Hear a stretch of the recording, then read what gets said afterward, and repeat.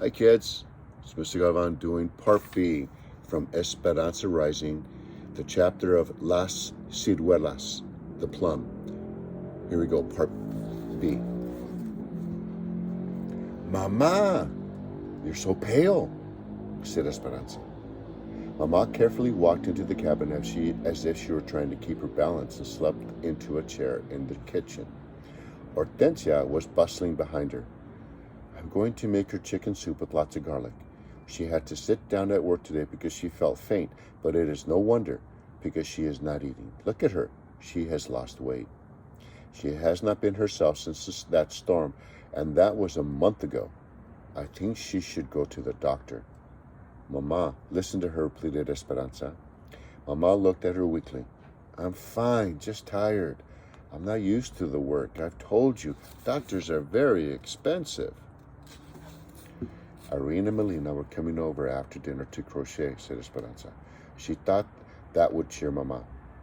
You sit with them, said Mama. I'm going to lie down until the soup is ready because I have a headache. Then after dinner, I'll go straight to bed and get a good rest. I'll be fine. She coughed, got up, and slowly walked from the room. Hortensia looked at Esperanza, shaking her head. A few hours later, Esperanza stood over Mama. Your soup is ready, Mama. But she didn't move.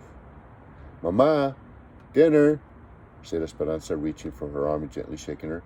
Mama's arm was burning. Her cheeks were flush red and she wasn't waking. Esperanza felt panic squeezing her and she screamed, Hortensia! The doctor came. He was American, light and blonde, but he spoke perfect Spanish.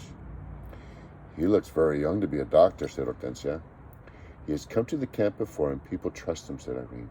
There are not many doctors who will come out here. Alfonso, Juan, and Miguel sat on the front steps waiting. Isabel sat on the mattress, her eyes worried. Esperanza could not sit still. She paced near the bedroom door, trying to hear what was going on inside. When the doctor finally came out, he looked grim. He walked over to the table where all the women sat. Esperanza followed him. The doctor signaled for the men and waited until everyone was inside. She has valley fever. What does that mean? Asked Esperanza.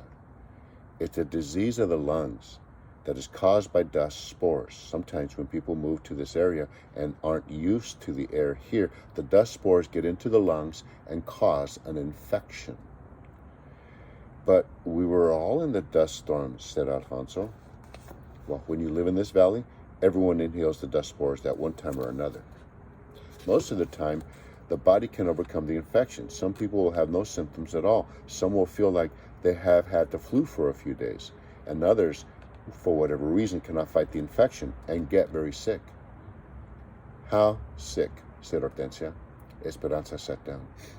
She may have a fever on and off for weeks, but you must try to keep it down. She will cough and have headaches and joint aches. She might get a rash.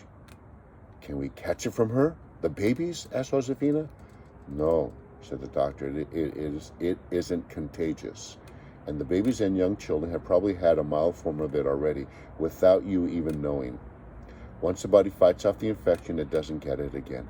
But for those who live here most of their lives, they are naturally immunized. It is hardest on adults who move here and are not accustomed to the agricultural dust. How long until she gets well? Asked Esperanza. The doctor's face looked tired. He ran his hand through his short blonde hair. There are some medicines she can take, but even then, if she survives, it might take 6 months for her to get her full strength back. Esperanza felt Alfonso behind her, putting his hands on her shoulders.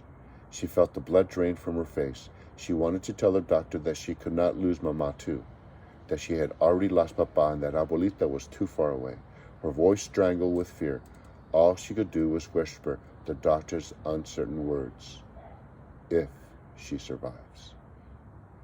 And that's the end of the chapter, Las Ciruelas.